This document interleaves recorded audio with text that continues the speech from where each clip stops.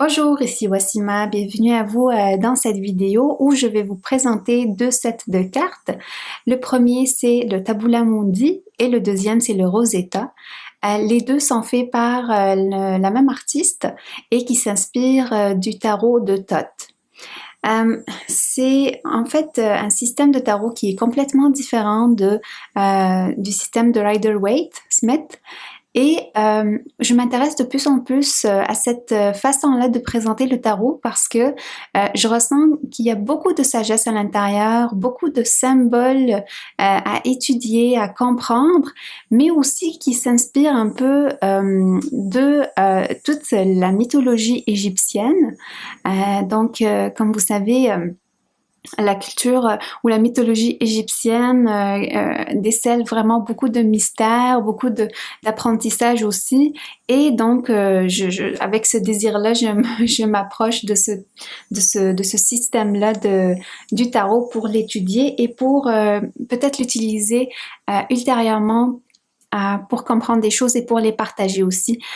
Alors, ce que je vais faire dans cette vidéo aussi, c'est parce que avant que j'achète les cartes, j'ai cherché une comparaison entre les deux, entre le Tabula Mundi et le Rosetta, et j'en ai pas trouvé sur YouTube. Alors, j'ai décidé de faire ça, surtout pour ceux qui hésitent entre les deux. Alors, on va les découvrir ensemble. J'ai reçu le set, en fait, j'ai reçu les deux boîtes ici. Et aussi les deux livres pour chaque carte de tarot avec une petite enveloppe. On va la découvrir ensemble. Alors, on va commencer par ouvrir ici. Ça, c'est la première.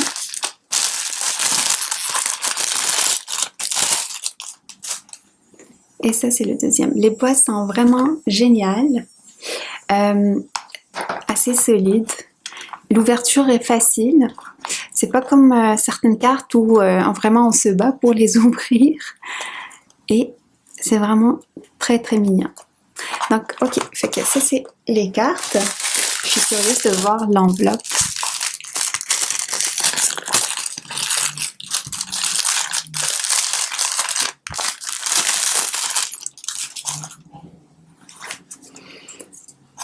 Alors, wow. Ah, fait que ça c'est parce que l'auteur et l'artiste a publié au départ le set de cartes Tabula Mundi en noir et blanc, et je crois que ça c'est une des cartes avant d'être coloriée. Wow. En tout cas, la qualité est vraiment géniale. Parfait. Super, je suis excitée. Donc, on a ces deux livres-là. Ah, il y en a une autre ici. Ça, c'est celui du Rosetta, où on peut inscrire en fait notre nom. Parfait. Quoique la qualité de celle-là est beaucoup mieux. Ok. Bon, oh, c'est bien gentil. Et ça c'est pour le Rosetta et ça c'est pour le Tabula Mundi, c'est ça. Et on peut voir là-dedans la carte avec l'explication.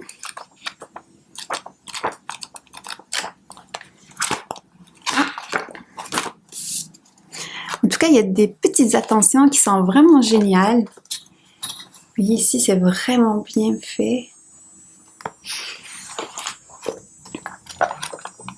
Il y en a ici aussi. Oh, c'est vraiment beau. Ici, c'est à peu près la même chose, mais pour le Tabula Mundi.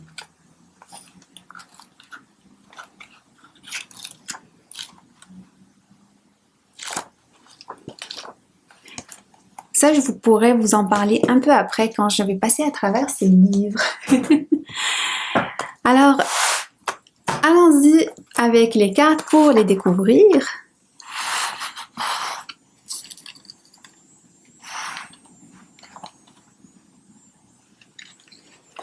Ça, c'est le numéro. Oh, c'est génial.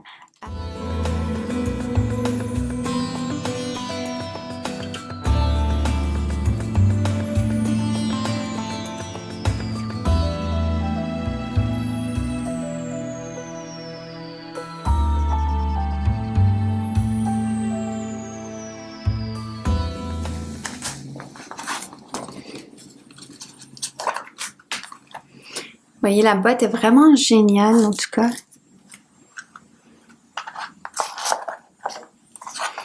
Et ça, c'est les cartes.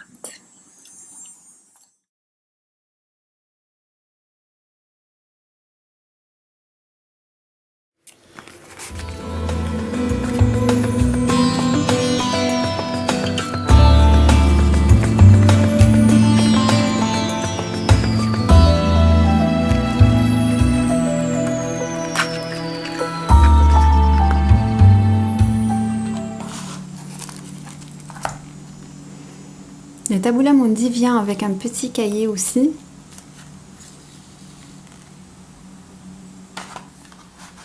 Voilà les deux sets de cartes. Comme vous voyez, le Tabula Mundi est beaucoup plus grand. Beaucoup plus grand. Bon, un petit peu plus grand quand même que le Rosetta.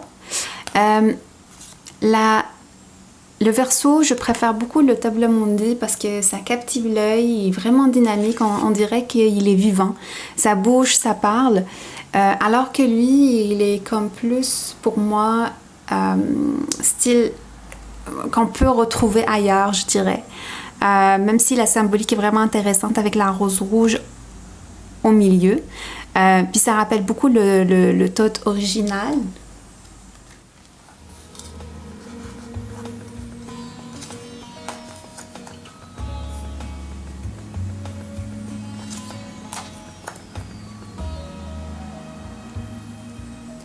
C'est clair que le Rosetta, il est vraiment comme le tarot de Thoth. Il s'en inspire beaucoup, c'est peut-être un peu plus colorié. Alors que le Tabula Mundi, il a sa propre personnalité. On ressent que l'artiste, elle a travaillé beaucoup sur le sens de chaque carte pour elle. Et elle l'a adapté. Même si on voit qu'il y a certains symboles qui restent, mais il y a quand même une certaine personnalisation des cartes.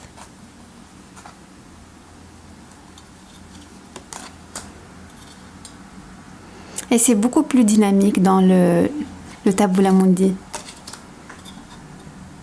Mais les deux sont super.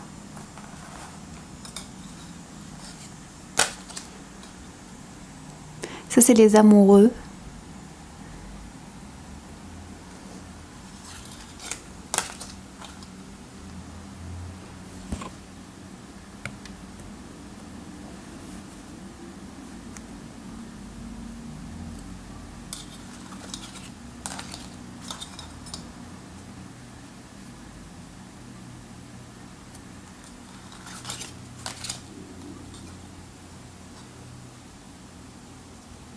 L'ermite est magnifique, mais je la préfère beaucoup ici.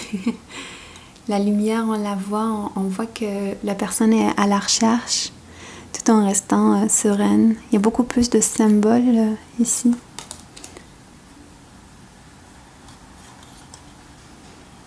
C'est clair que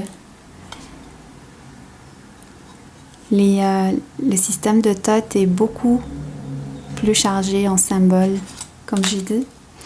Et c'est des symboles qui, vous voyez, il y a ici, même ici vous allez les trouver, des symboles hébraïques.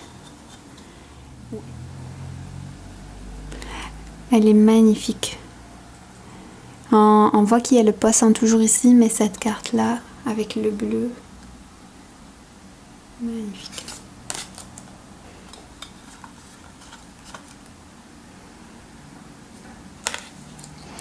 Ce qui est drôle avec le Rosetta, c'est que les noms sont ici, avec l'alphabet égyptien.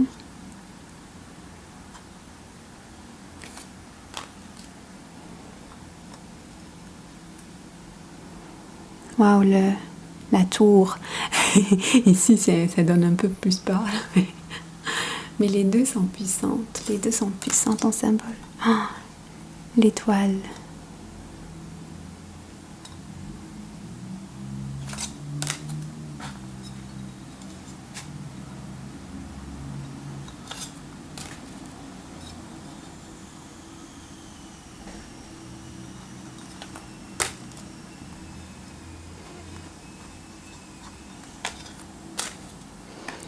Et l'univers en dernier. Elles sont magnifiques ces cartes-là.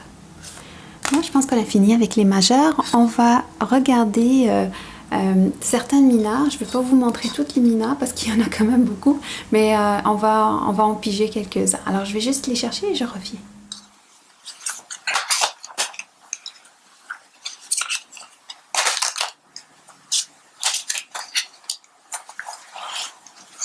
Oups.